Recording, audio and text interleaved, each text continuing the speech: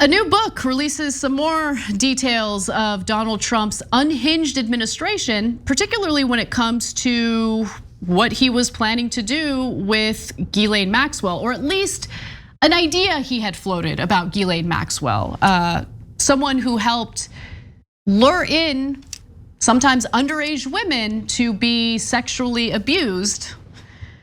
It's such a disgusting story. So Michael Wolff is writing or releasing another book about the Trump administration. He's the same author behind Fire and Fury, and in his new book titled Landslide, he talks about how Trump was literally considering pardoning Ghislaine Maxwell.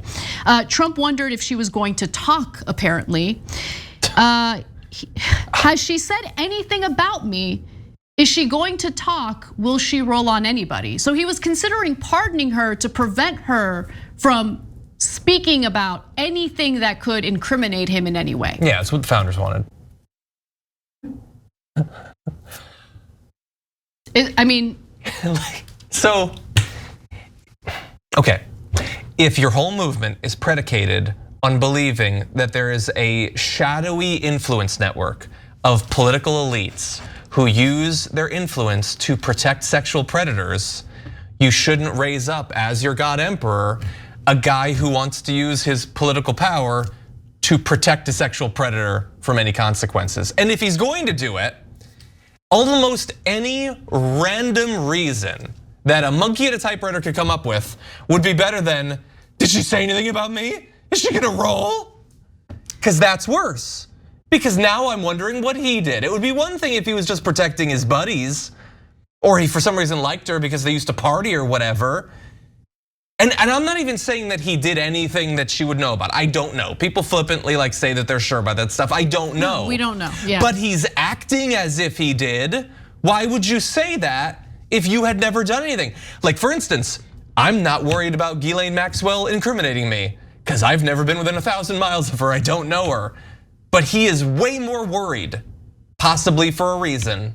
You know, it is fascinating because one thing that you might see online from my detractors, people who want to smear me in any way, is a picture that I was asked to take with someone I interviewed at the Munich Security Conference a few years ago. I interviewed Madeleine Albright, whose political views and foreign policy I certainly did not agree with.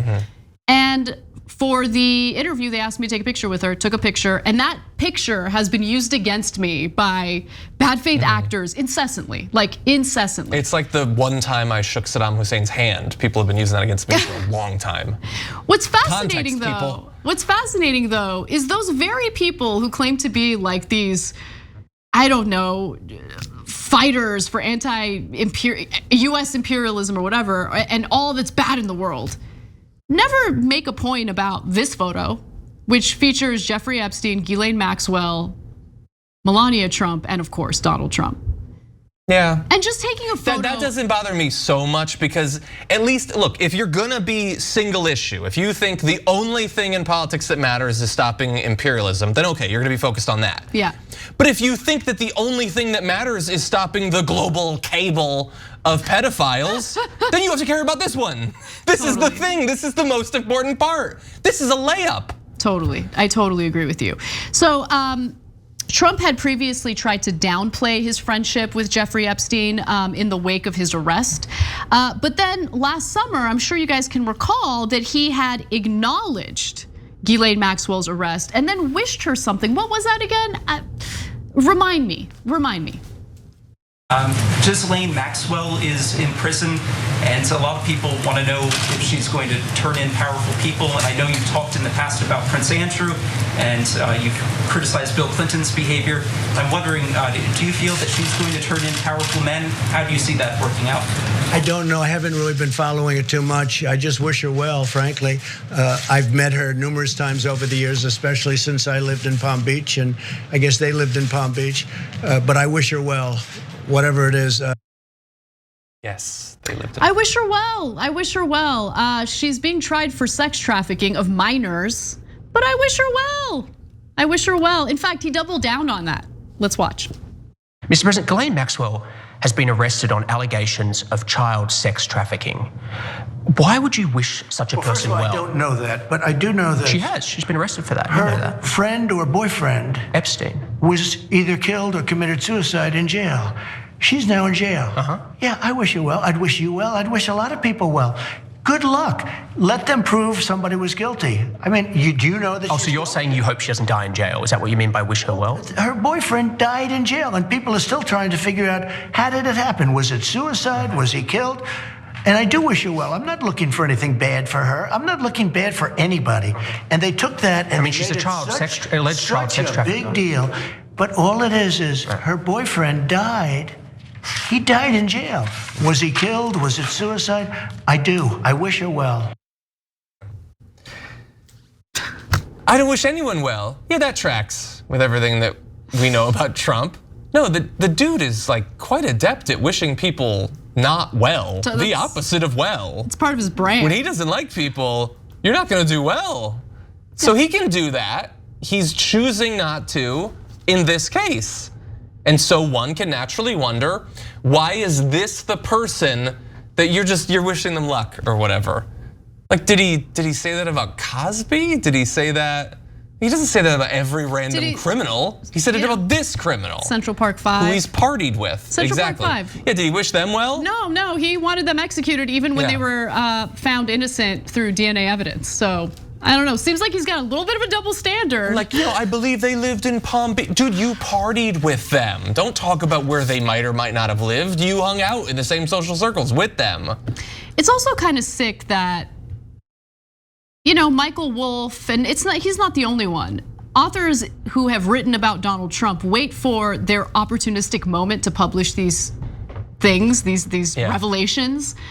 And there's something concerning about that, very deeply concerning about it. But also at the same time, would it make a difference if he had shared this with the public while Trump was still in office? I don't think it would. No, Anyway. And I know you have another terrible revelation. Yes. I mean, look, objectively, I would prefer to hear these things because even though they might not work with Trump right now, maybe with other people, they would. So as much as I might understand the profit motive, you want to have a juicy tidbit to sell your book or whatever. Yeah, I value democracy over your ability to get a cool car. So yeah, I understand they get a lot of press and everything, and obviously we need this. They have done something in acquiring the information, but we get to criticize them for holding it back when it's no longer of as immediate public interest outside of the context of an incredibly important election. Absolutely. Well, speaking of elections, one other revelation from Michael Wolff's book is that Donald Trump really did consider calling off the 2020 general election by using martial law. And luckily he was talked out of it. This was during a debate prep session with Chris Christie. And Wolff writes that Trump said, "I'm thinking about calling it off." Christie responds, "The prep?" And Trump says, "No, the election, too much virus." So too much virus. He was gonna use the pandemic to declare, I'm sorry, not martial, a national security to call off, national emergency to call off the election. Yeah, and he had sort of implied the possibility of that publicly. He had joked about it, talked about it. He clearly wasn't joking, regardless of what look he might have had on his face. Yeah, I mean, thankfully it didn't happen. He didn't have the capacity to, but he could have tried. It could have led to some sort of constitutional crisis. So thankfully we avoided that.